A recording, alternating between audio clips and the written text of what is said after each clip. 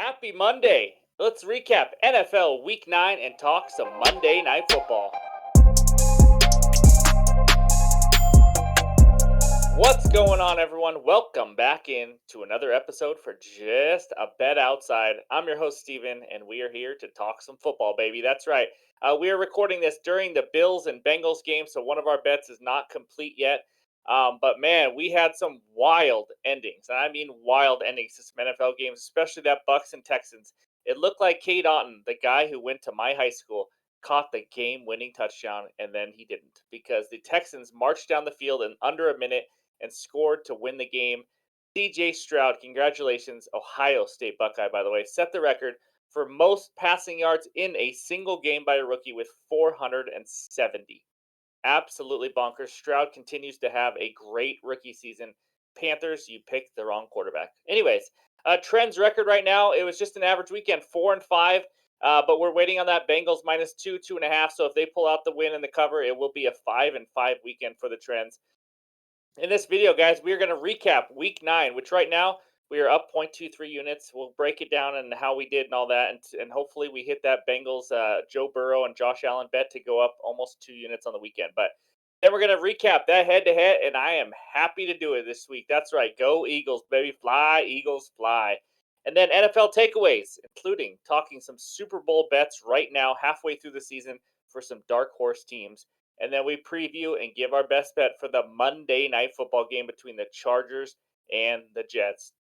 Before we check out all the bets recap from Week 9, hit that like button, leave a comment below, help this channel grow.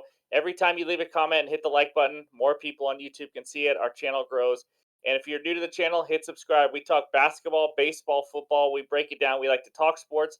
We like to bet sports. And we have a great community. So we are chasing our first 8,000 subscribers. Thank you guys as always. But it's time. Let's get into the bets recap. All right, let's start out with my game bets. Although one of them is technically a player prop, it was Thursday Night Football. Deontay Johnson over 56.5 receiving yards. Easy winner there. Over 44 Indian Carolina. I'm going to tell you right now, the Carolina Panthers' lack of offense cost me 2 bets. Why I had 2 bets counting on anybody on this team or the team in general is beyond me. The Carolina Panthers are one of the worst offenses I've ever seen in my entire freaking life. Anyways, that game fell just short. I think it ended at 40 points. Carolina couldn't get it going. Indy wasn't that great offensively either, but 6-point teaser was a winner. New Orleans -2.5, Cleveland -3. New Orleans was a little sweaty at the end, but not really. And Cleveland just absolutely routed the Cardinals like I thought they would. And then Seahawks +6. Speaking of routes, they got routed. That was a terrible, terrible bet on my end. They got crushed by the Ravens, and I mean crushed. Trends parlay was a loser. I actually only hit one of these 3 legs, so we followed the wrong trends because it did have 4, I think, wins right now. Like I mentioned, Chiefs money line was a winner in Germany.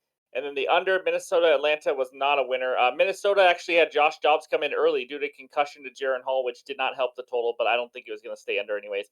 Raiders team total under 19.5. They scored some points today under their new head coach, so that was a loser. But anytime touchdowns, Tyreek Hill did not get one because the Dolphins only scored 2 touchdowns, and Taysom Hill did. I think Taysom Hill actually ended with a passing and a receiving.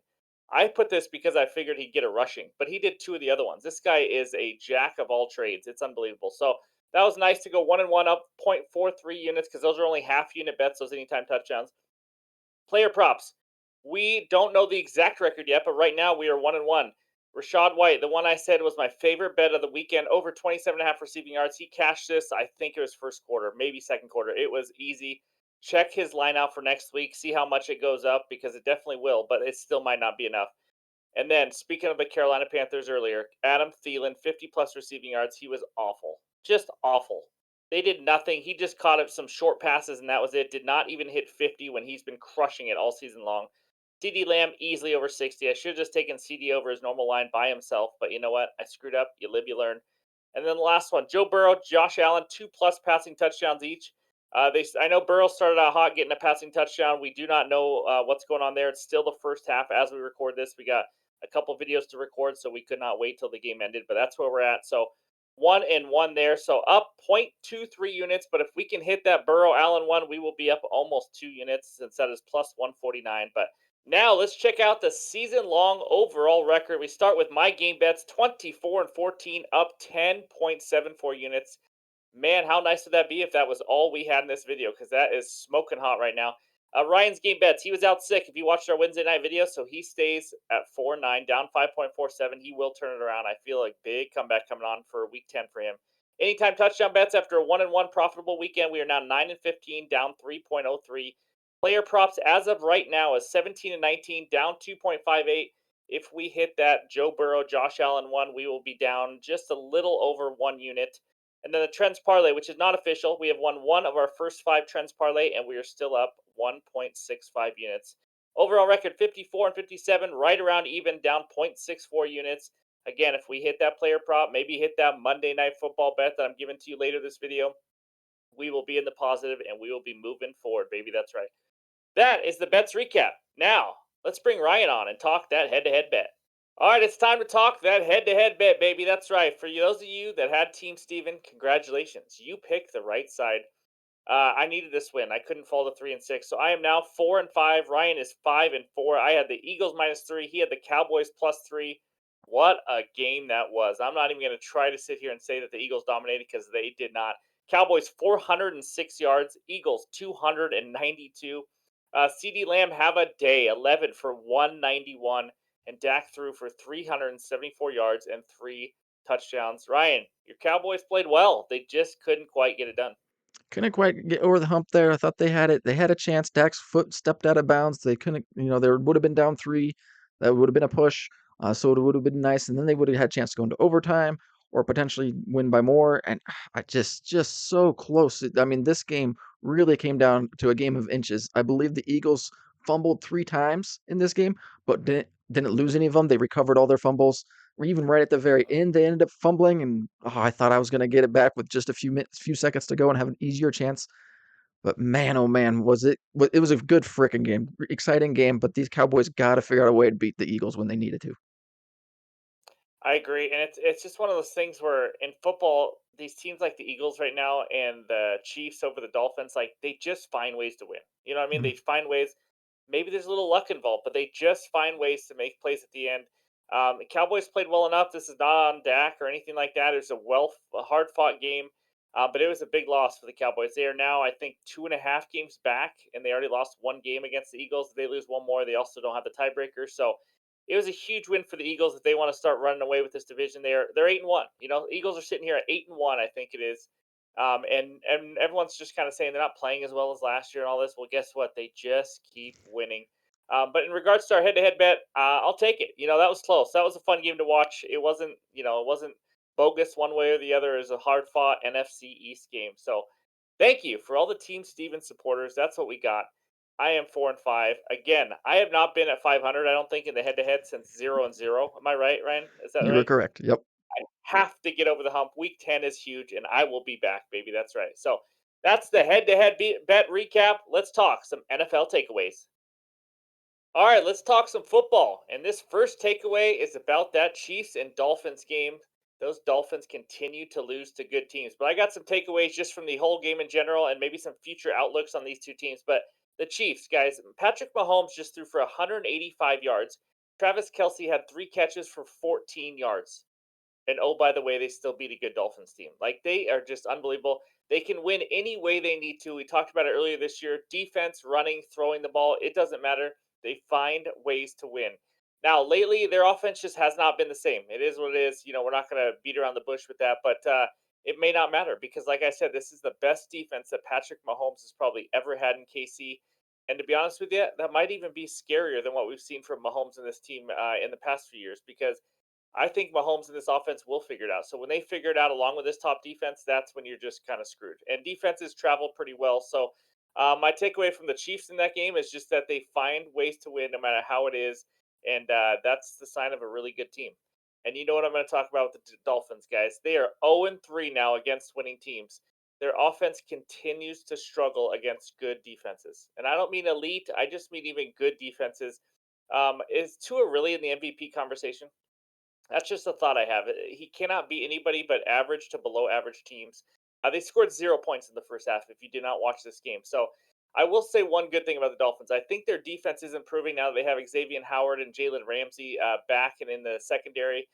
So that is a plus for them. But I gotta know, Dolphins fans or whoever wants to weigh in on this, leave a comment below. How do you feel about your team? Do you actually feel like this is a Super Bowl contending team, like a lot of people were saying out there, or is this just one of those teams that will just have an early exit in the playoffs because they can't beat good teams? I mean, guys, we're talking 0-3 against good teams, and they've been kind of beaten up by them too a little bit. This game they did hang in there, obviously a better second half. But in the playoffs, I don't know if you know this, but you kind of have to win 3 or 4, more than likely 4 games to win a Super Bowl against really good teams. I don't think this team can do it. I don't think Tua it should be in the MVP conversation, just because they're putting up 70 versus a Broncos team that was terrible at that time and things like that. But that's just my opinion. Just some takeaways from that game in Germany. Kind of a weird one. 21-0 in the first half and then 14-0 the other way in the second half. Not exactly a shootout like we all were anticipating. So anyways, that's takeaway number one. Let's move on to takeaway number two. I don't want to talk about it, but I have to. The Ravens are for real. I'm not saying this because I'm not a Ravens fan, but the team they beat today was my Seattle Seahawks. They absolutely put a beat down on them. 37-3 was the final score. This defense has shown the ability to shut down any offense. They just shut down the Lions a couple weeks ago, and then they just shut us down. Not saying we're a really good offense, but we're a decent one. Only one opponent the entire NFL season has scored more than 17 points versus this defense. Sorry, in the last 5 games, not the entire season. That is the Cardinals. Go figure. In the last 5 games, Cardinals are the only team to get over 17. I think that was some trash points, trash yards at the end of the game, anyways. But that's how good this defense has been. They seem to be getting better and better as the season goes along. And their offense, my goodness, they can score in bunches. With Mark Andrews, Zay Flowers has been an unbelievable rookie receiver to help this offense. Obviously, Lamar can use his legs. And then on top of all that, they have this freaking rookie running back that just ran all the way through this supposedly elite run defense of the Seattle Seahawks. Keaton Mitchell, I don't know how you pronounce it, but 9 carries for 138 yards today.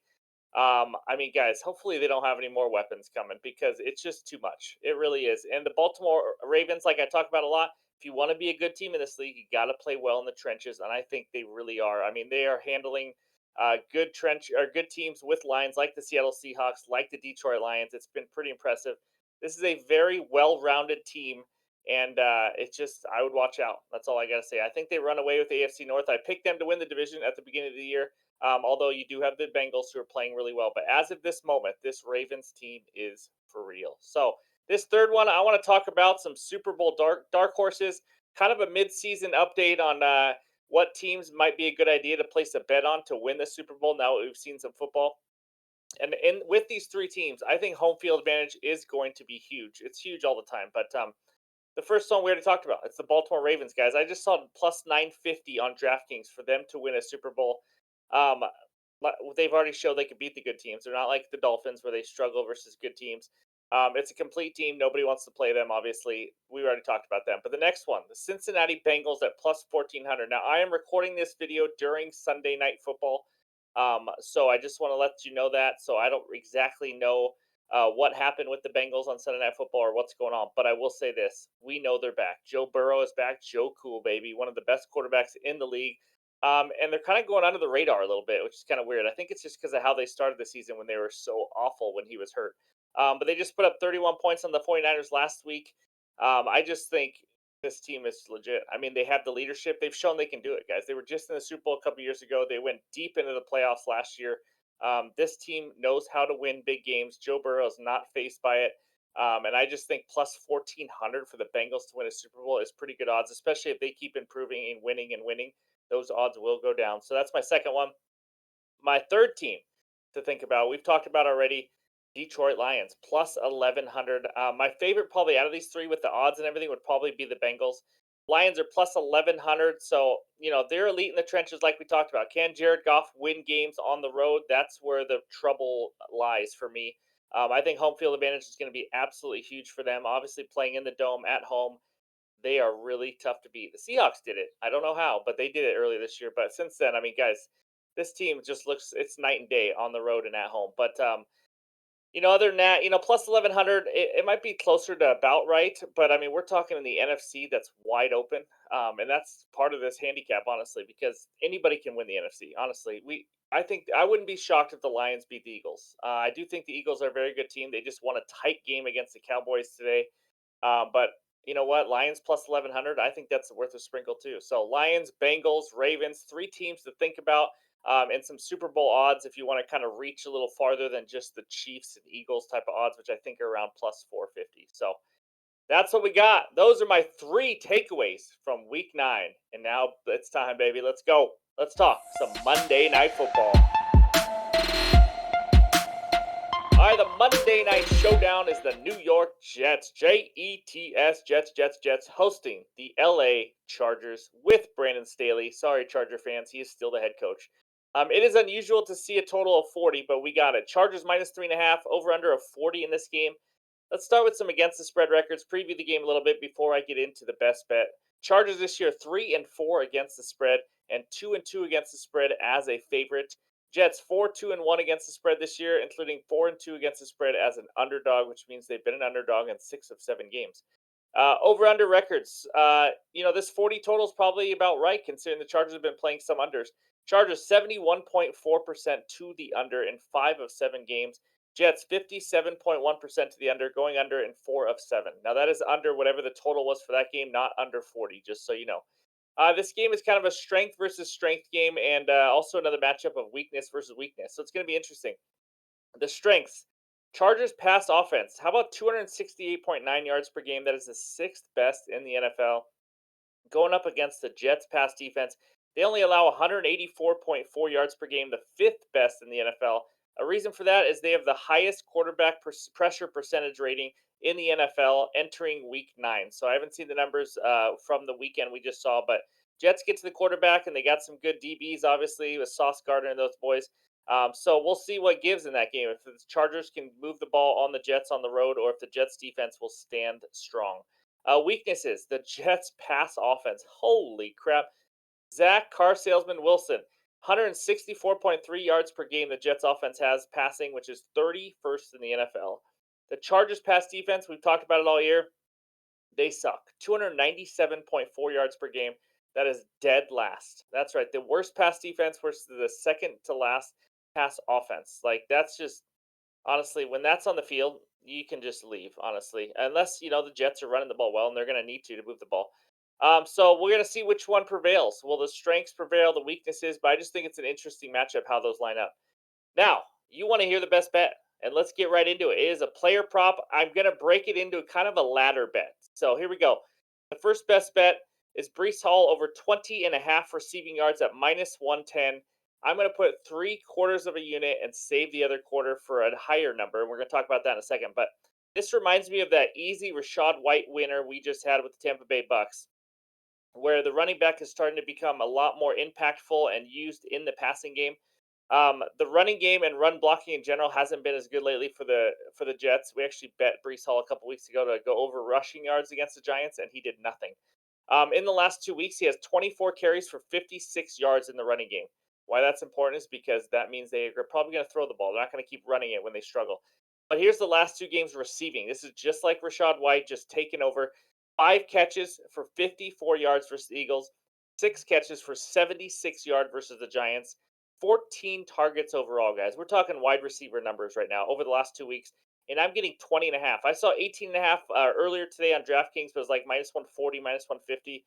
I'll just take the over 20.5 at 3/4 of a unit. And the other thing, the cherry on top to this one, he goes up against the Chargers defense that gives up the fifth most receiving yards to running backs this season. And that was, and the four teams that have given up more have actually played one more game than them. So this Chargers team is as bad as it gets in regards to letting the running back out of the backfield catch balls. So that's what I'm going to go with is my 3/4 of a unit play over 20.5 receiving yards, because I'm using the last quarter for Brees Hall to have 40 plus receiving yards. If you want to go 50 plus, I don't mind that either. But the 40 plus receiving yards for a quarter unit is plus 350, guys. We're talking about a guy who I just mentioned the last 2 weeks has 14 targets, 11 catches, and a total of 130 receiving yards. All I need is 40 for plus 350. I almost went half unit on each instead of 3/4 quarter, but I'll play it safe, like I do. But so that's what I'm gonna do. It's all Brees Hall for a total of 1 unit on Monday Night Football. Thanks for watching again, everyone. That was a wild week 9 in the NFL. We got a whole nother week of NBA basketball too. It's gonna be a lot of fun. Thank you guys for the support. If you haven't already, hit that like button. Comment below if you have any time to help this channel grow as we chase down our first 8,000 subscribers. You guys are freaking awesome. I hope you have a great Monday. We'll talk to you soon.